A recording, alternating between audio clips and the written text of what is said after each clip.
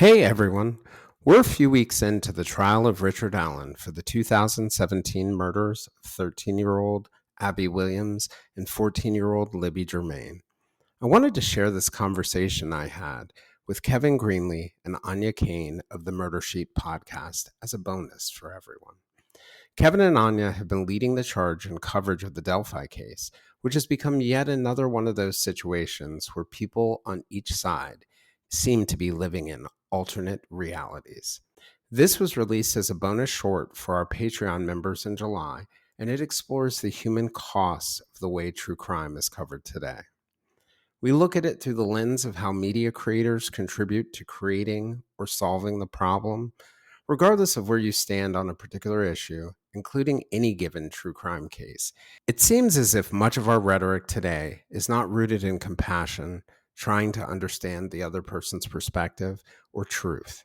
So many spaces, like those in social media, purport to be places of debate, but seem to have become spaces for confirmation bias or just podiums to yell your position or yell at those who disagree with you. This conversation is focused on coverage of high-profile true crime cases that contribute to the problem, but I believe it's one that runs much deeper than the criminal justice system or what we call true crime. We see it everywhere, from so-called discussions about politics, the Israeli-Palestinian conflict, gender identity issues, the Russia-Ukraine war, or local school boards. Content creators who grift off polarization are a key part of the problem. For content creators in any field, you can choose to not be a part of the problem. For subjects, you can focus your energy on credible creators. For listeners, viewers, and readers, you can make the most difference. You can turn your eyes and your ears away because they ultimately fund either progress or the problem. What we choose to listen to, read, view, and how we choose to discuss things is ultimately what's going to make the difference. Please forgive me for the raspiness in my voice in this bonus. I was coming off a bout with COVID-19, but I hope you enjoy this conversation and check out our Patreon for more like it.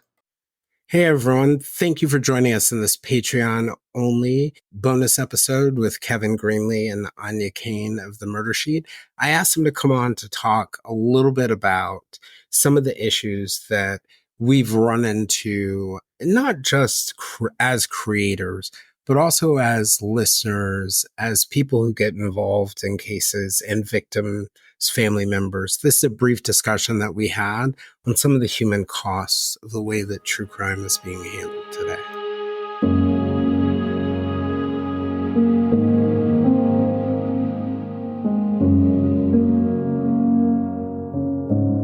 So, hey, Kevin and Áine, I just really wanted to thank you for coming on for this brief episode. I've really enjoyed being on your podcast and feel like, appreciate the fact that you guys have given me a voice to say impactful things about journalism and the media that I really care deeply about. And then it's really been a pleasure to have you guys on for several episodes for us to be on together with Brett and Alice. And I really appreciate, not just your perspective that you bring, but your values. You guys are both very altruistic, caring people. You care about the truth. And, what sort of caused me to ask you to do this, I was watching an episode that you did with, I think it was Brett and Alice. And Áine, you made this comment about true crime swine.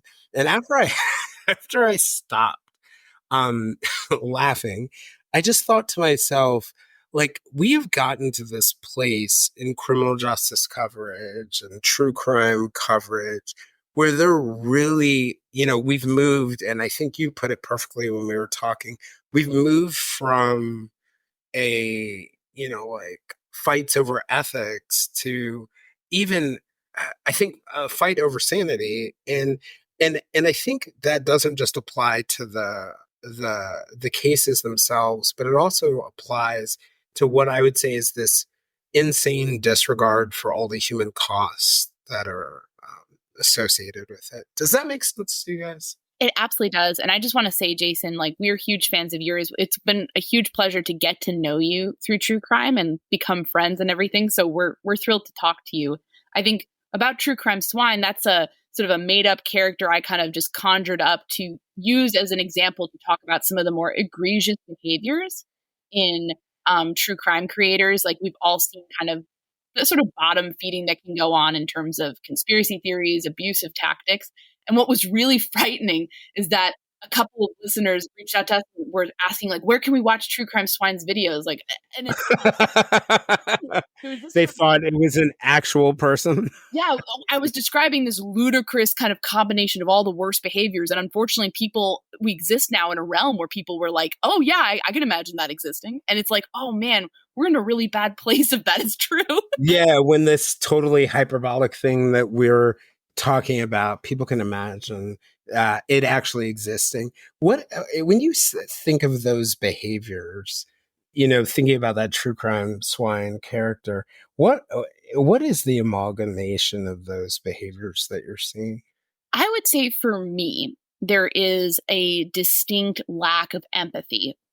Oftentimes, that gets applied to the murder victims themselves, the victim's family and loved ones, witnesses in the case, even maybe in some cases the defendant or the defendant's family, or people who happen to just be in the wrong place at the wrong time and get involved in a case that gets a lot of attention, and then suddenly they're cast out as suspects or people to debate or speculate over. And there's just a real lack of regard for the human beings at the center of these cases, I think, from a true crime swine type creator. Sure. Yeah. And one of the things that I've really thought about, like, particularly when it comes to Delphi, and you guys know in April, because I met with you guys when I was there, I went to Delphi.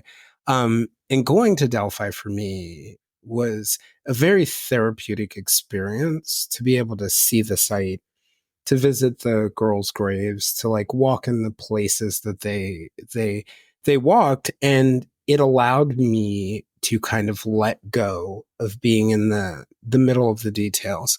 And I'm not exactly sure. Like, I have a friend of mine who's more sure about that I was going there to heal.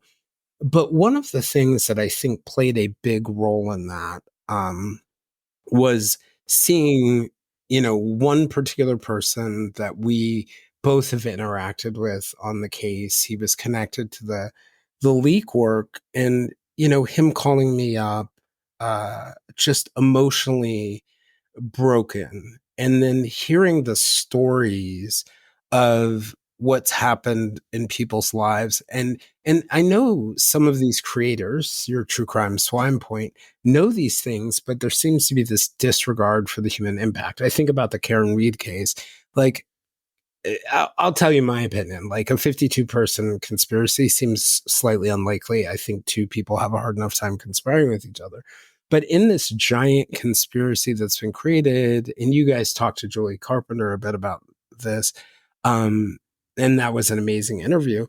There have been all these people who very clearly are innocent, who have been pulled in as potential suspects. And we see the same thing in Delphi.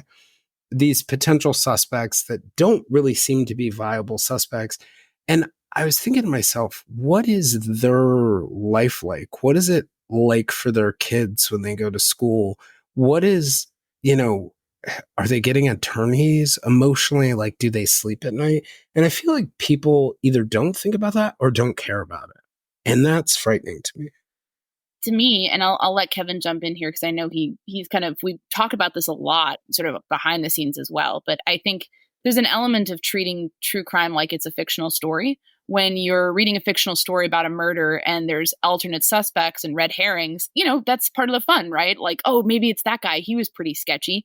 But when we're talking about real people and we're just having conversations like that online, I don't think people think about it for like, how would I feel if I went to the grocery store, happened to see something, and then suddenly I'm being portrayed as the possible villain and every aspect of my life is being combed over and my children are being harassed at school. We need to be able to drop ourselves in the middle of these things and think about it from alternate perspectives. And that doesn't necessarily mean just kind of running with everything that one side puts out there. It means having a nuanced perspective. It means basically maybe it's not always worth it to just comment on everything and kind of keep, especially kind of frankly silly conspiracy theories alive.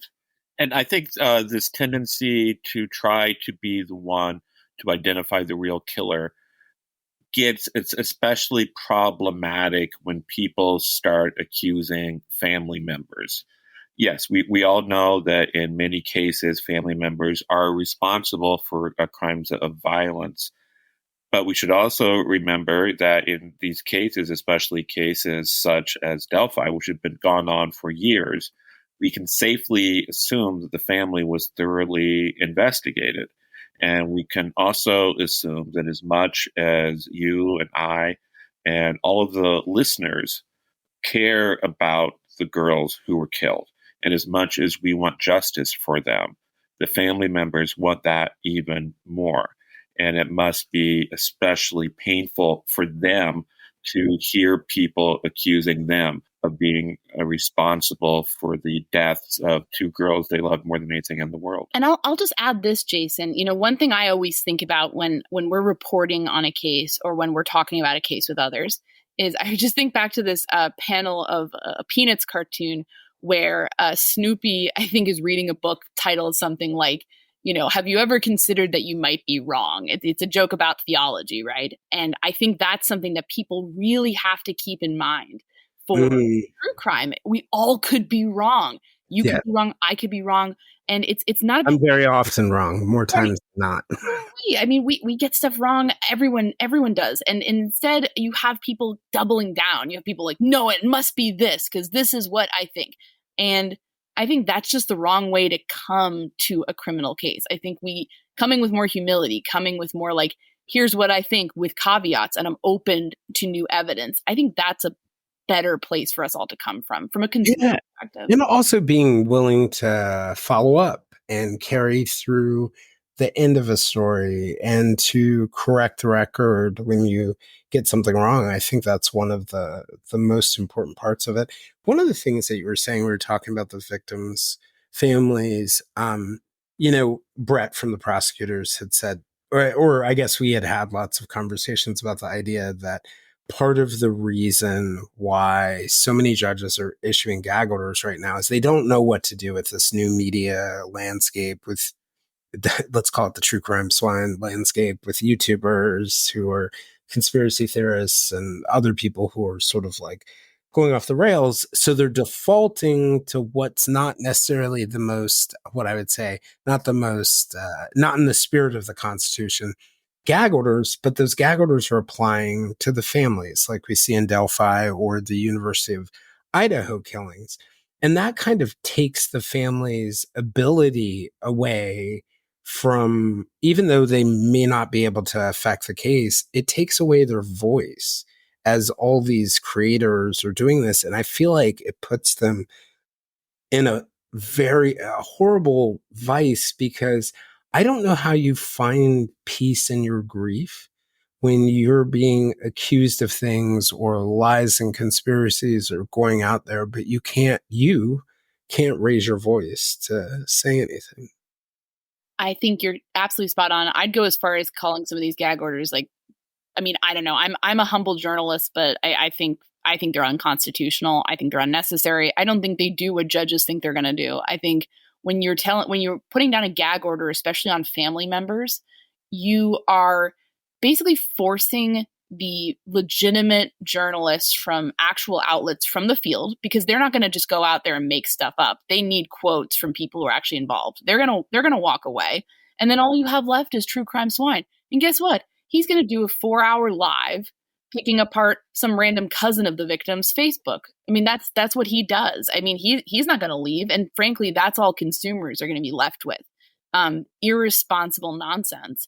And so I really hope at some point some of these gag orders start getting smacked down, or other methods of dealing with this are thought up with. I understand the necessity of preserving a case, but gagging family members actually just makes the disinformation campaigns worse, because there's no human element coming up and standing up and saying, this isn't true.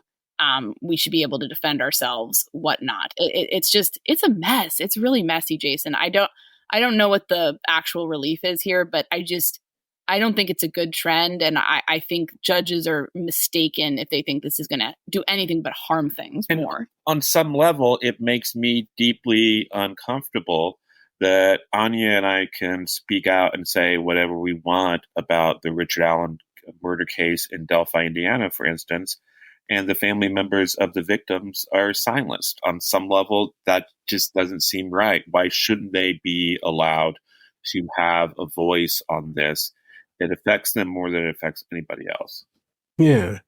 One of the conclusions I think I've come to over the last few months, or maybe even longer than that, is that while the creators who do these kinds of things, the true crime Swine creators,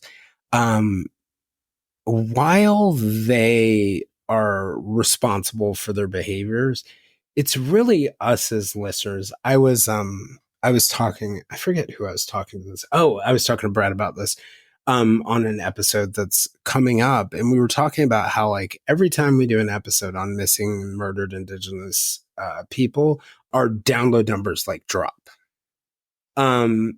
And we see these conspiracy theory people putting out their conspiracy theories and their numbers go up. And it's not a matter of jealousy, but it puts in stark relief that people vote with their eyeballs and they vote with their downloads. Is there something there to the idea that Jason, the creator, needs to take responsibility for what he does on this podcast, but Jason, the listener, also needs to take responsibility for what he consumes so it doesn't encourage bad behavior? Absolutely. I mean, and we've run into this a lot in Delphi. There's so many, frankly, true crime Swine-esque creators out there. And we'll have people who are totally reasonable say, well, we just watch them because it's funny or it's a bit of a spectacle or we want to see what crazy things they say next. And it's like there's no bucket for irony clicks. There's no bucket for spectacle clicks. All of that is just clicks, that you're giving them attention. Even in cases when they're not really fully monetized or they're too small to really make a living at it, you're giving them the attention they so obviously crave more than anything else in many cases. And I think we have to be willing to walk away when somebody crosses too many ethical boundaries or when someone's rhetoric gets so abusive. I mean, in Delphi, there's been heinous, horrible things said about the victims' families. There's been, even on the other side of things, there's been people who say that if Richard Allen is acquitted, he should be harmed. I mean, it's totally out of control. Nobody should be paying attention to these people. And as consumers, not only I don't think it should just end with us not clicking on them. I think it should end with us telling other people, hey, like, you don't need to support that. That's actually just making things worse. Like, we can walk away from this nonsense and put the attention on creators who are trying, who are doing it right. I mean, nobody's perfect when it comes to this stuff, but there is a line that gets crossed. And when you give your clicks to something that you know is crazy or bizarre, just because you find it funny or interesting to see, you're not just supporting that particular creator's insanity. You are also basically offering a roadmap to other creators who look, oh, this guy's getting really good numbers. If I want to get good numbers, here's what I should do. And so then you have people coming in and imitating the crazy people, and then other people come in to imitate those crazy people, and it just is a spiral. It's a cottage industry, and if you're willing to walk away and maybe take some others with you, it's actually an existential threat. And so, I mean, one thing that we've kind of been pestered with throughout Delphi is that, frequently people will be like, did you see this? Did you see that? This guy said this crazy thing. And no, we didn't see it because we don't pay attention to this stuff because it actually garbage in, garbage out. If you're consuming stuff that's just nonsense, it's actually not helping your understanding of the case. It certainly doesn't help ours. We Yes. right, operate in the realm of reality here. Yeah. So you'll love this. So my former partner, who may punch me for saying this, like any relationship, you have your like hot moments. And she would get like really upset and she's like, why are you not reacting? And I was like, well, because I don't reward bad behavior. Which, let me tell you, drove her crazy. But there is like, and it's very funny because now she's adopted that same approach and she quotes that line to people. But it's the idea, like,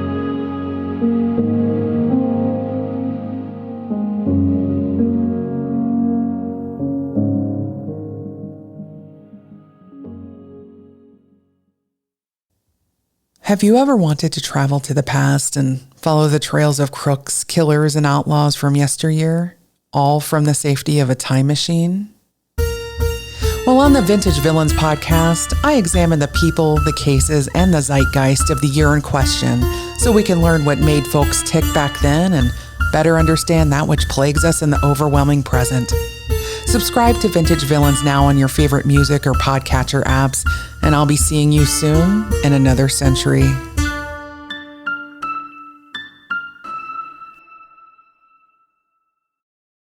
Bada, bada boom, sold. Huh? Just sold my car on Carvana.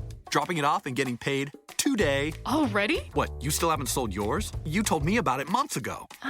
Is the offer good? Oh, the offer's great. Don't have another car yet? I could trade it in for this car I love. Come on, what are we waiting for? Ah, you're right.